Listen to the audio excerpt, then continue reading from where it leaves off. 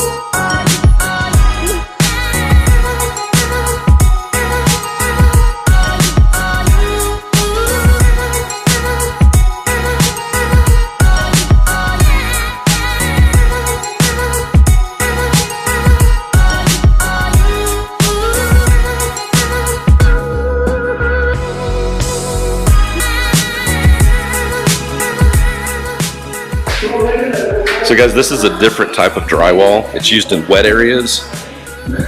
It's just got a little bit more resistance. And here's that exterior room, the storage room. So they've got the blaster going in there, so I'm not gonna be able to really talk. You won't be able to hear me. So I'll talk to you a little bit afterwards, but we'll go do a walkthrough.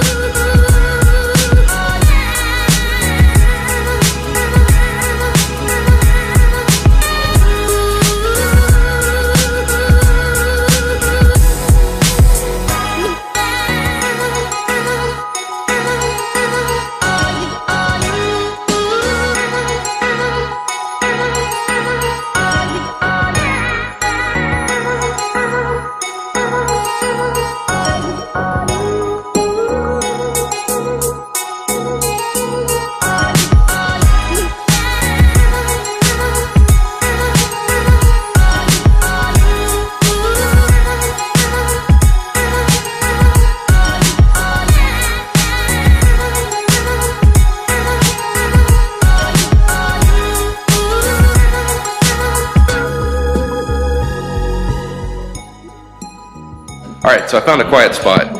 So you can see how the drywall, once it goes in, really defines the room. I mean, it really feels so much larger when you're in here with the drywall up than when it's just frame. I mean, this is like the den in here feels massive. We'll walk back through there.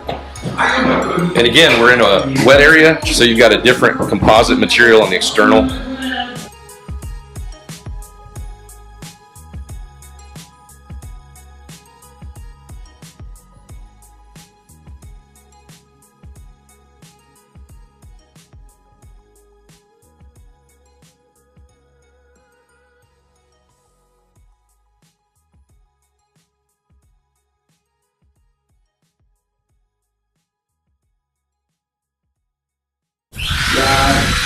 So here you can see your insulation, and this is how every exterior wall on the house is to be done, using that batted insulation. Hey, there you go. That's kind of cool. There's your returns in here.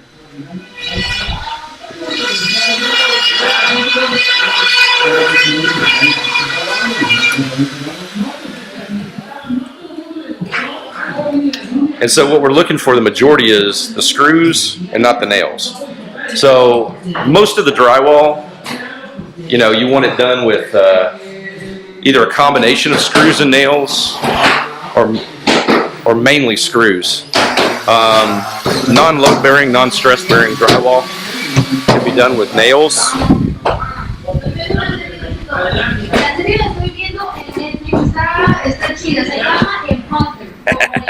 That was an adventure, huh? Welcome to my world. You've got a lot of craziness that sometimes during the construction process, sometimes you come out here and it's a ghost town. So let me give you a review of what was going on in there. The guys are really getting after it. Primarily what I wanted you to notice is everywhere that cold air meets an occupied area, you guys have insulation.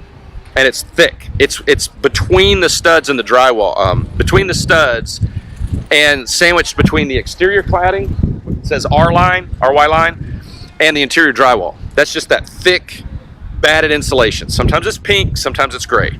Now, you've also got drywall with two different properties. One of them goes in the wet area, much more expensive than the rest of it, but it resists that mold buildup, it resists moisture.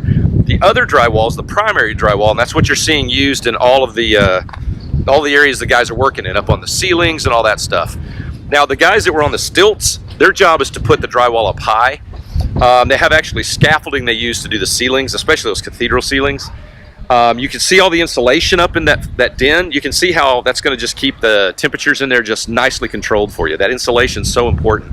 Now, in some areas, you're going to notice there's a roof and there was no insulation up there. That's because when they put in that drywall, they then come back and they blow in cellulose insulation like 20, 25, 27 inches thick.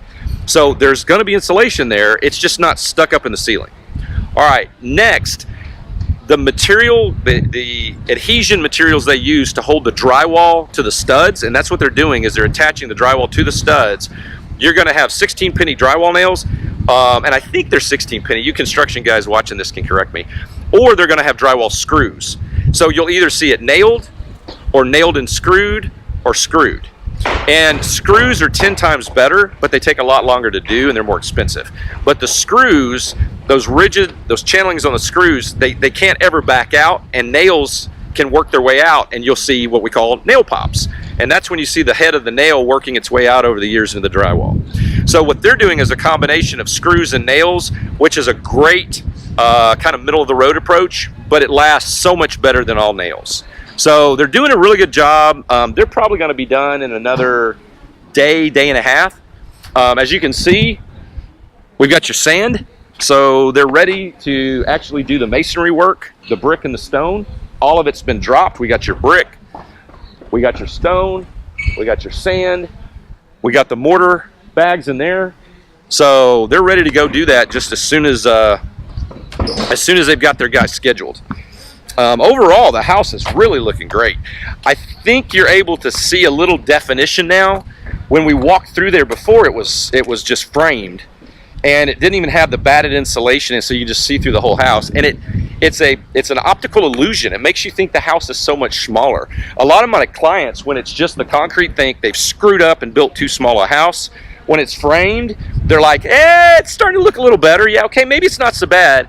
Once the drywall goes up, that's when everybody calms down and goes, oh, this is going to be amazing. This is gorgeous, because it defines the rooms, it defines the home. They are making good progress today. This is an exciting phase. Once all that's done and taped and bedded, at the joints where two pieces of drywall come together, they will have a material they put in there, and they have another like fiberglass or laminate material that they smooth over, and they have this called tape and bedding, and then they put a texture on it, and then we use knockdown texture or skip and trowel. There's a lot of kinds, whatever you picked. And then once it's taped and bedded and textured, it's just one smooth, continuous look for the drywall. That's what you want. You want it to look like just a beautiful environment, and then they paint. So once it's taped, bedded, textured, and painted, it takes us to the next level where it looks phenomenal. It looks amazing. All right, guys, the sun popped out. It's a beautiful day. The house is looking gorgeous. I hope you guys are excited. And as always, if I can do anything, give me a call, text me. And until next time, love you. Stay safe.